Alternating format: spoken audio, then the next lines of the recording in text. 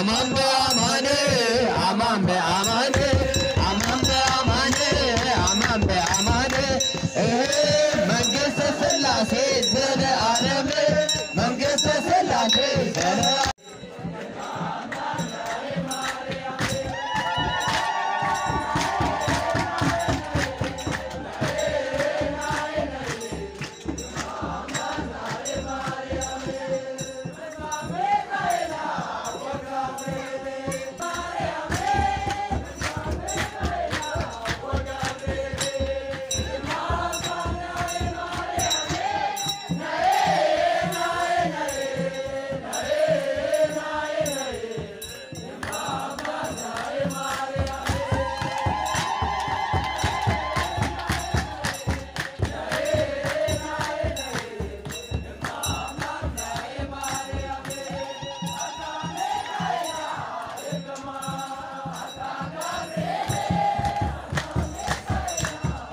Waaqayyo kan taatan abbootiin kolubon obboloonni qodaa qonoon fagoorraas dhiyoorraas dhuftanii obdii mana qulqullummaa Waaqayyo kanatti walitti qabamtanii sagalee Waaqayyoo isa darbu osoo hin ta'in isa bara baraa soorrata foon osoo hin ta'in soorrata lubbuu barachuudhaaf kan dhuftan abbootiin koo haadholiin koo dargaggoonni shamarran abdii boruu kan taatan daa'imman dabalatee maqaa Waaqayyootiin akkam bultanii akkamiin yeroo kana keessanii galateeffamuu nama lawaaqummaa isaa kan ta'e Waaqayyo gooftaan keenya jaalalaaf arjummaa isaatiin eegee tiksee yeroo kanaan kan nu ga'e Waaqa abboolii keenya uumaa keenya Sillaaseedhaaf galannaa toomee Waaqayyoon galateessa.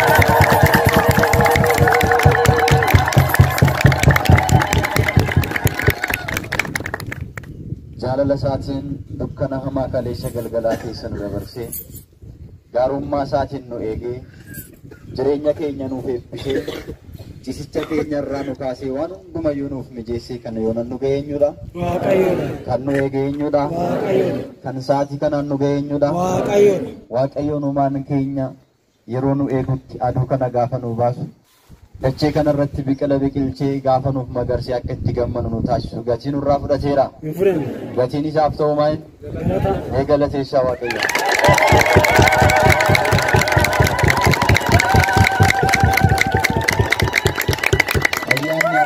ayyaana guddaadha ayyaana giftii keenya qulqulleettii dubaroo maaraam kabajnaa kan kabajnu immoo kabaja argachuudhaaf waan ta'eef kabaja warri maluuf kabaja kennaati jedhee Waaqayyoon akkuma dubbate baga guyyaa har'aa geessan baga walumaan keenya baga gammaddan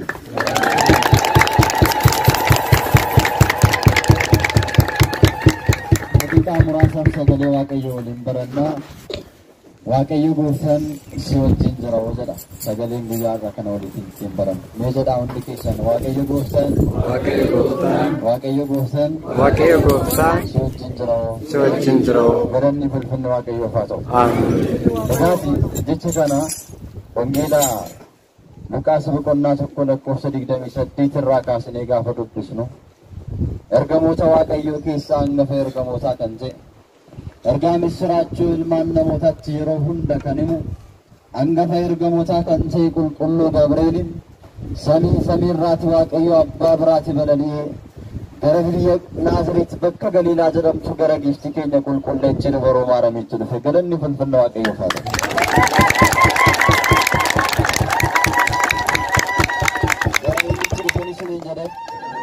gara eenyutti dhufe ergamaan Waaqayyo hangafni ergamootaa qulqulluu Gabri'eel ergamaan nageenyaa ergamaan eebbaa warra gaddan kan gammachiisu ijoollee sadan Anaaniyaa Azaariyaa Misaa'eelin ibidda keessaa kan baase Qirqoosii fi Luuxaa rakkoo isaanii keessaa gargaaree kan isaan oolche gara eenyutti dhufe gara keenyattis nuuf haa dhufu ergamaa kanaaf galanni hin ta'a galateessa.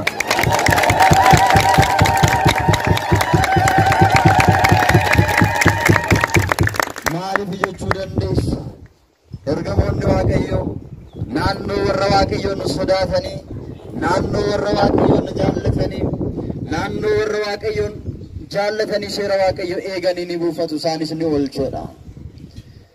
ergamaan Waaqayyoo kun gara ishee kan dhufe misraachoo nagaa misraachoo gammachuu tokko itti muudhaaf ture.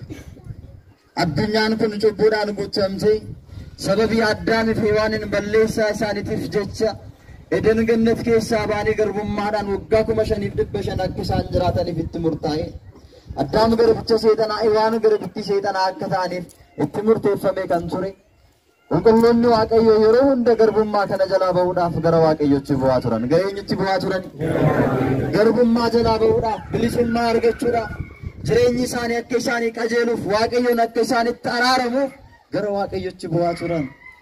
Lafa rakkoo keenya keessatti, dhiphina keenya keessatti, gadda keenya keessatti gareenyitti bu'uu qabna. Gareenyitti bu'uu qabna. Dhiphina namaa kan namaaf ilaalu, rakkoo namaa dafee kan namaaf beeku, gadda namaa keessaa nama baasii warra gammachuu kan nama taasisu eenyudha? Galanni ulfinni isaaf haa ta'u, galateeffadhaa.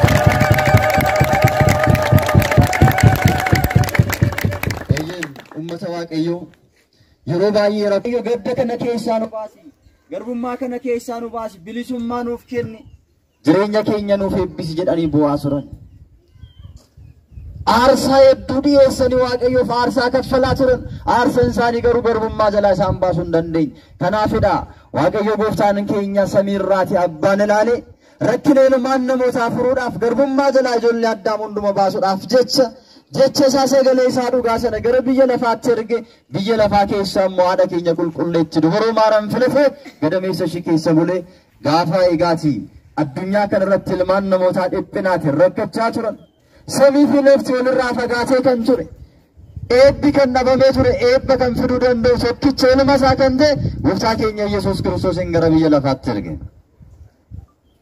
Gooftaan keenya Yesuus Kiristoos Beetlehem keessatti gaafa inni dhalatu, dallaa loonii keessatti gaafa inni dhalatu, mucaa namaa isa kabajamaa ture, isa eebbifamaa ture, Waaqayyoon fakkaatti isaaf bifa isaatiin isa uume, kabaja isaarraa bahee, teessoo isaarraati bu'ee gaafa inni rakkatu rakkina isaa keessaa, gadda isaa keessaa baasee gara jireenyatti fiduudhaaf jecha gooftaan keenya Yesuus Kiristoos Waaqa ta'ee osoo jiru, gooftaa ta'ee osoo jiru, mootii ta'ee osoo jiru, hangafa nageenyaa ta'ee osoo jiru, gooftaan keenya Yesuus Kiristoos gara Beetlehemitti dallaa loonii keessatti dhalate. Kabaja keenya isa dhabnee ture sana nuu deebisuudhaaf jecha gad jedhee nuun immoo olin nu qabe. Galanni ulfinni isaaf haa ta'u.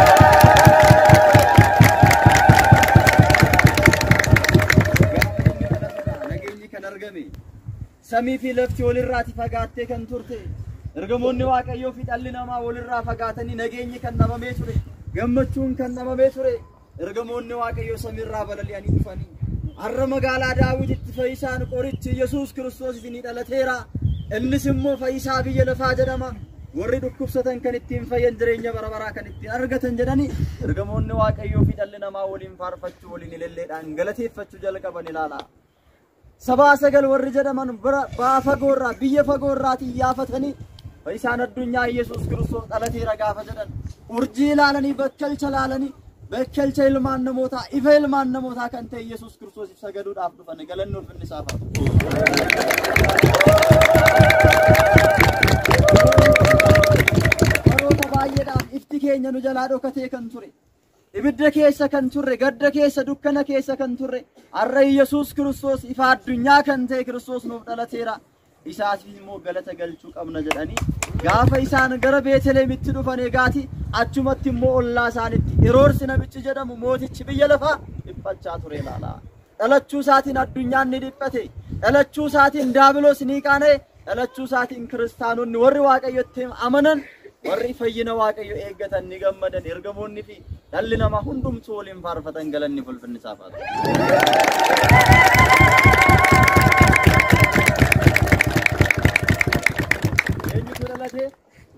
Eenyutu dhalate? Yesuus Kiristoos fayyisaa addunyaatu dhalate ilaala. Qoricha addunyaatu dhalate. Har'as qoricha osoo iddoo nu biraatti dhiyootti qabnu namoonni baay'een iddoo biraatti qoricha barbaaduudhaaf kan deeman baay'isa. Jireenya barbaaduudhaaf kan deeman ollaa isaanii osoo jiru itti fayyuu dadhabanii kan iddoo gadhiisanii mana qulqullummaa keessaa ba'an jiru. Heroodis akkas ta'e ilaala.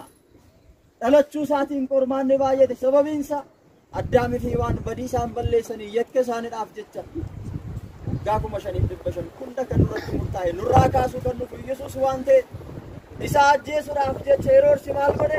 Labsii guddaa biyya sana irratti labse. Mootiin dhalateera, hangafa nagaa kan ta'e Yesuus Kiristoos dhalateera gaafa jedhamu, mootiin nageenyaa dhalateera gaafa jedhamu mootummaako aangoo kiyyanarraa fudhata jedhee dhiphatee daa'imman waggaa lamaa gadi ta'an hunduma isaan irratti labsee akka isaan du'aniif du'a murteesse laala. Maal murteesse? Maal murteesse? Yeroo hunda diiyaabiloos yeroo hunda diinii du'a murteessa laala. Angafa nageenyaa kan ta'e Yesuus Kiristoos immoo warra du'an kaasuudhaaf samiirraa gadi bu'ee dallaa loonii keessatti dhalatee du'a keenya jijjiiree jireenya nuuf kenna. Galanni ulfinni isaaf haa ta'u.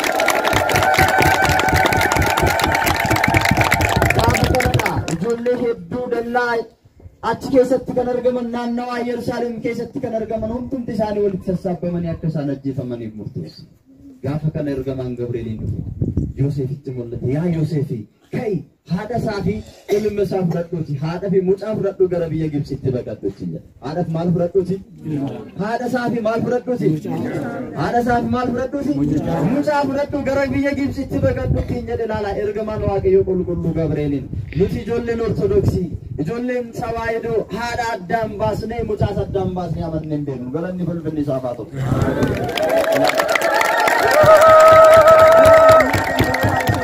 Naannoo kana yoo ilaaltan haadha fi mucaa addaan baasanii addunyaan ilaalaatti jirti. Nuti garuu haadha fi ilma akka addaan hin baafneef kan nu ajaje eenyudha?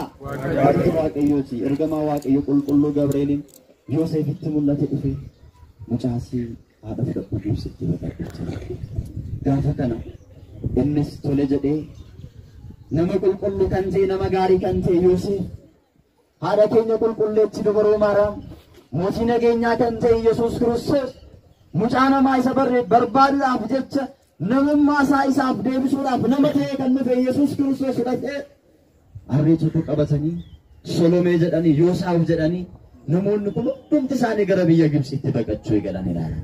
Gaafa kana baqannaa kana keessatti qormaan hedduun isaan mudateera. Rakkoon hedduun isaan mudateera. Kiristinnaa keessatti amantaa keessatti rakkootu jira. Beelli jira, dheebuun jira, gaddi jira, gammachuun jira, boo'ichi jira. Kiristinnaa jechuun qormaata hedduu keessa darbanii gara mootummaa Waaqayyootti kan galan jechuudha. Sagaleen Waaqayyoo waa'ee mootummaa Waaqayyoof waa'ee kiristaanaa gaafa fakkeessu mootummaa Waaqayyoo jechuun namicha sanyii facaasuun fakkeeffama jedhee dubbata. Namicha maal facaasuun? Namichi sanyii maasii isaatti facaasu lafa bulleessee qotee qofforee oomishee bahee moofaraaf qambarii walirra baatee guyyaa fi halkan qorraa bubbee osoo hin jedhin hunda danda'ee callaa gaarii argata waan ta'eef. Kanaaf mootummaa Waaqayyoottis galuudhaaf dirqama dhamaatii barbaachisa waan ta'eef. Gadda dhiphina keessa darbuu barbaachisa waan ta'eef haadha keenyaa fi qulqulleetti durboo Maariyaam irratti Yoosef irratti rakkoo guddaatu cimaa ture. Loltoonni Fara'oon bitaaf mirgaan isaan marsanii Yesuus Kiristoosin ajjeesuudhaaf jireenya bara baraa kan nuuf kennu dura keessaa jireenyatti kan nuuf fide ajjeesuudhaaf barbaadaa turan ilaala. Inni garuu baqannaa nu barsiisuudhaaf, tiitinnaa nu barsiisuudhaaf, jaalala nu barsiisuudhaaf, gadi jedhummaa nu barsiisuudhaaf Waaqayyo osoo jiru ajjeesuu osoo danda'u harka isaa keessatti barruu isaa keessatti addunyaa kana baasee osoo jiru ittiin nuuf ta'uudhaaf jecha Yesuus Kiristoos nama foonii kan ta'e Heroodis jalaa baqate laala. Eenyu jalaa baqate? Heroodis jalaa baqate laala. Gaafa kana egaa guyyaa tokko innaa Heroodis jalaatti baqatan loltoonni Heroodis taammirii ati keenya qulqulleetti durboo Maariyaamiidhaan raawwatame keessaa yoo laalle yennaa naannoo isaanitti marsanii jiranitti karaa ittiin ba'an dhaban. Kallattii ittiin ba'an dhaban ilaala. Taammirri ganzuuraa isaanii gaafa marsan egaati gara ittiin ba'an gaafa dhaban ati keenya qulqulleetti durboo Maariyaam Yesuus Kiristoos addunyaa kana anaaf isiniif waaqa kan ta'e jireenya nuuf kenne rakkoo keessaa kan nu baase qabattee osoo jirtu gaafa dhiphattu egaa iddoo sanatti qilxuun tokko addaan banamee arreen isaanii hundumti isaanii qilxuu sana keessatti argaman hin booddee qilxuu sun walitti deebiitee cufamteedha.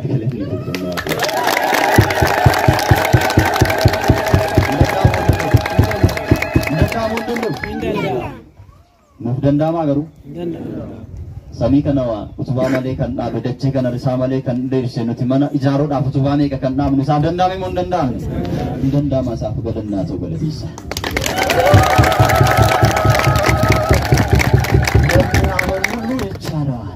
Warra amananiif warra itti amanan hundumaafuu ni raawwatamaa fedhe. Nuufis ni danda'ama yoo amanu. Gaafa kana loltoonni isaanii bira ga'aniiru bira ga'aniin booddee hin dhabani eessa dhaqan gaafa jedhan immoo arreen qilxuu keessaa laala. Laaltanii taammirii kana laala. Nama amane hundumaaf iyyuu gara qurxummii keessa Yoonaasin guyyaa sadii falkan sadii bulche moo bulchine? Bulche moo bulchine? Galaana Eertiraa Museen gaafa addaan kutu ulee isaarra bulee addaan kute moo hin kunne? Maarree ishii qomxoo keessa dhaqsuu hin danda'u. Anaaf isin ibidda keessaa nu baasuu hin danda'u. Ijoollee sadan Anaaniyaa Azaariyaa ibidda keessaa kan baase Qirqoosii fi Yeluuxaa bishaan dabbaa keessaa kan baase isaan oolchuu hin danda'u. Isin oolchuu hin danda'u Waaqayyo. Ni danda'a galateessaa ka Waaqayyoodha.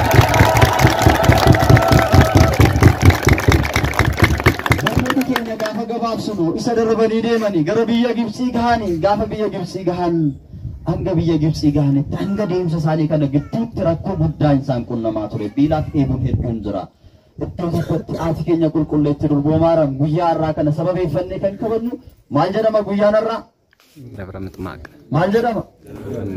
Gimboota Maarami jedhama. Sababii guddaa qaba. Maaliif akkana jedhame jennee yoo laallee egaa bakka Dabra Mixmaaq jedhamu tokkotti Gibxiin keenya qulqulleetti durboomaadhaan mucaashii Yesuus Kiristoosiin qabattee hammattee gaafa dadhabdu boqochuudhaaf teesse dhagaa tokko. Gaafa kana kan isaan faana deemaa ture keessaatii Yoosaa kan jedhamu ilmi Yoosef kaatee dhufee namoota fagoo irratti argee loltoota Fara'ooniin argee kaatee dhufee maal jedhan maaliif teessu loltoonni Fara'oon dhufaniiru ka'aa dhufitu gaafa jedhuun haati keenya qulqulleetti durboomaadhaan rifattee harmoos isaa jirti waan ta'eef mucaashii aannan isaa gaafa isheen mucaashii ofirraa buutu aannan harma ishiitii qulqulluun sun dhagaa sana irratti dhangala'e dhalaala.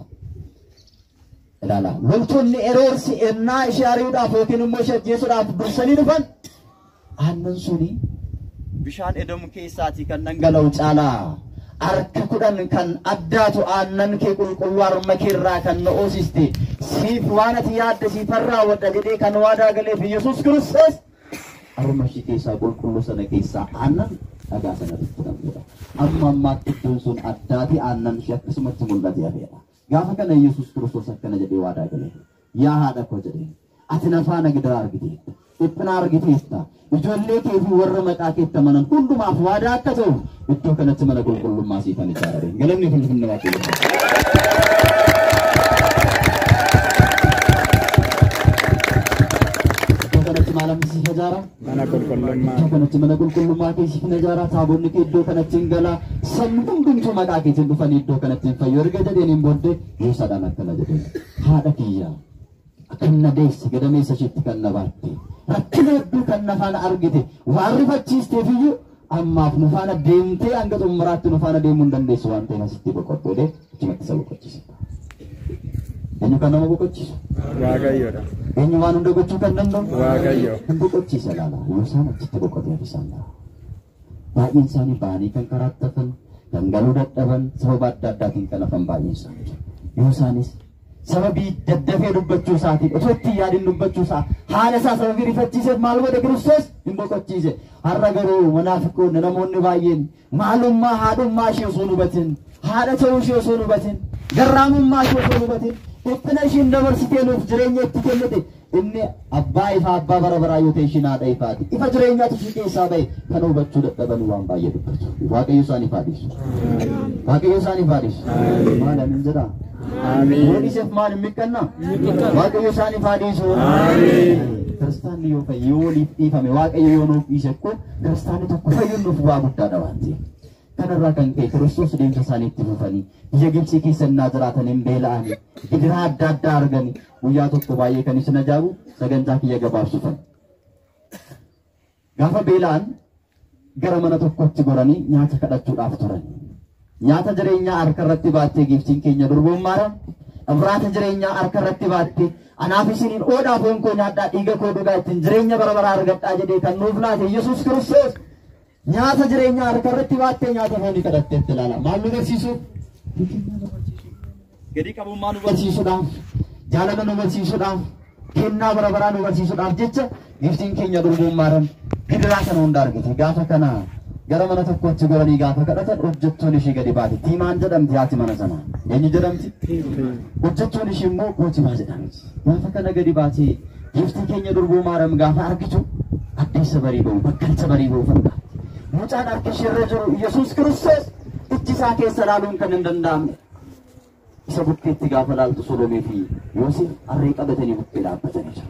Gaafa kana hinaaffaa guddaadhaan ol kaatti gara manaatti galte dubartii bareedduun mucaa gaarii baattee jirtu tokko balbalarra dhaabbattee jirti dafiitti gadi beettee turbattala gaafa kana tiimaan gadi baatee durboo maaramii ilaalte ija ishii keessa ilaalte bareedina simboo ishii miidhagina ishii ilaalte haala uffannaa ishii hunduma erga ilaaltee hubatteen booddee maal jetteen ati dubartii bareedduu taatee osoo jirtu dubartii qajeeltuu akkanaa taatee osoo jirtu amala dhabuu keeti ilaala addunyaa waan nuun jettu maal dhabuu keeti amala dhabuu keeti abbaa manaa kee gadhiistee dhuftee maaliidhaaf joorta jettee mucaa ishii gooftaa keenya Yesuus Kiristoos irraa fuutee lafatti darbatteedha.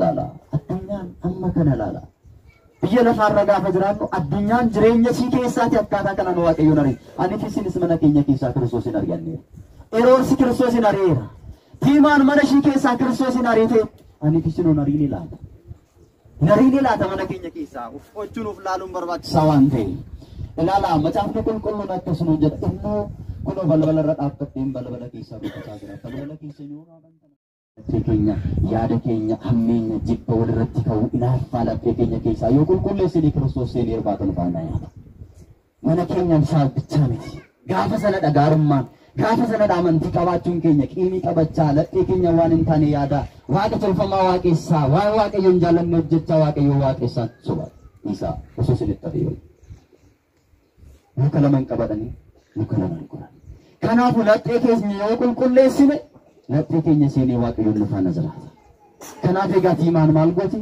gaafa isheen lafatti darbattu durboo maaramiin buusti mucaa ishee lafatti ilaalte Yesuus Kiristoos fayyisaa addunyaa anaaf isiniif jecha gara biyya lafaatti kan dhufe ilaalte goosse laala mucaan keessan osoo lafatti darbatame namni sin harkaa darbate akkam isinitti dhaga'ama laata gaafa goosse mucaa ishee fudhachuudhaaf gajjattu Yoosef akkana isheedhaan dhiisii har'a waaqayyoon taammirii raawwachuudhaaf har'a waaqayyoon dinqii haa raawwatu gaafa jedhuun innasuma Yesuus Kiristoos lafa ciisee dinqii raawwachuu eegale laala mucaa ta'es dinqii raawwachaa ture amanuu dadhabne malee gadameessa ishii keessa taa'ee dinqii raawwachaa ture har'a dinqii haa raawwatu gaafa jedhuun tiimaan fi kotibaan ganeessa mana keessa kan jiraachaa turan har'a zabbatuudhaan yookiin immoo aangoo waan qaban fakkaatanii gaafa irratti dubbatan innasuma xooxaa yookiin immoo maal jedhamti qamaleetti jijjiiramanii saroonni mana isaanii keessa jirtu hariitii manaa isaa yaastee nama ta'anii osoo jiran mukarra jiraachuu jalqaban ilaala galanni ulfinni waaqayyoof haa ta'u laala.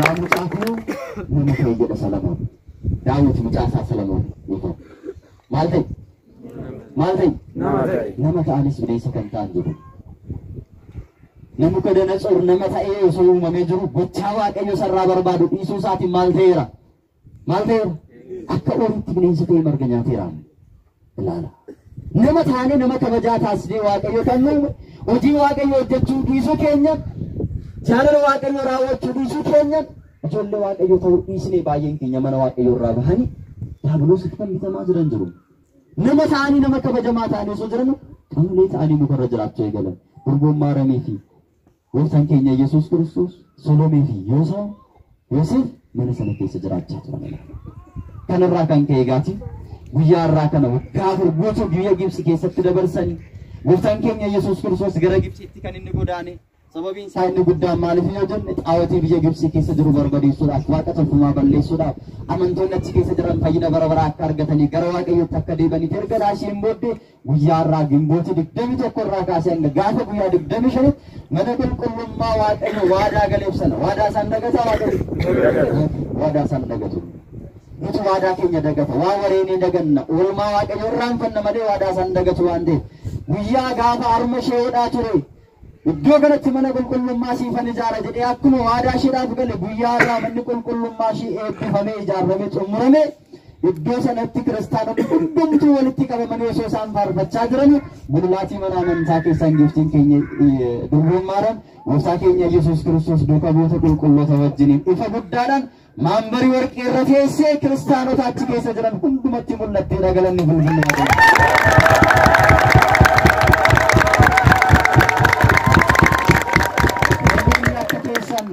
sababni mana qulqullummaa keessatti walitti gaanii sirna qidaaseef tajaajilaaf dhufan hundumti isaanii ija isaaniidhaan hanga arganitti duukaboonni waaqayyo ennaa ishee harka fuudhaan qulqulloonni waaqayyo ennaa ishee harka fuudhaan toloonni wareegamtoonni ennaa ishee harka fuudhaan ilaalaa turani jedha sababiin isaas lagaan ulfina sifaatoo yaa ayyaana qabeetti jedhee lagaa kabajaa akka dhiyeessinuuf kan nu barsiisee jiru. Gabreelidha waan ta'eef Gabreel irraa kan baratan duuka boonni yennaa ishee harka fuudhan yennaa ishee wajjin gammadan isheenis warqee teessuma warqee irra teessee ilma ishee wajjin teessee yeroo isheen ifa guddaadhaan saba sana eebbistu arganii eebbifamanii guyyaa 21 hanga gaafa guyyaa 25tti walitti fufinsan manni qulqullummaa sun akka waan gubateetti ifa guddaadhaan ulfina waaqayyoodhaan marfame tajaajila guddaadhaan waaqayyoon galateeffachaa turanidha. Galanni ulfinni waaqayyoo haa ta'u. Kanaaf egaa guyyaan har'aa kun nuun kiristaana qofa miti musliimonni illee guyyaa har'aa sababiin isaa maaliif jechuu dandeessu? guyyaa sanitti namoonni naannoo sanitti argaman hundumtuu manni qulqullummaa sun gaafa ifu manni qulqullummaa waaqayyo gubate jedhanii naannoo sana kan jiran hundumti isaanii ibidda dhaamsuudhaaf gaafa dhufan ibidda eenyuti? Ibidda eenyuti? Waaqayyooti. Arganii amananii isaanillee arganii amananii waaqayyoodhaan galateeffatanii hundumti isaanii rakkoo isaanirraa dhibee isaanirraa gadda isaanirraa fayyanidha. Galanni ulfinni waaqayyoo.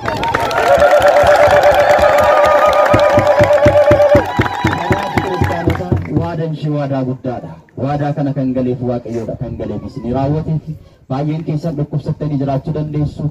Dhukkuba keessan irraa kan fayyitan waaqayyoon kadhattanii kan argattan oolmaa waaqayyoo kan isin irra jiru dhuftanii iddoo kanatti eegaatu wareega keessan galfachuu dandeessu. Kan nu barsiisu kan nu gorse maqaan waaqayyoo kan galateeffame haa ta'u. Meeleen jara galateessaa waaqayyoo.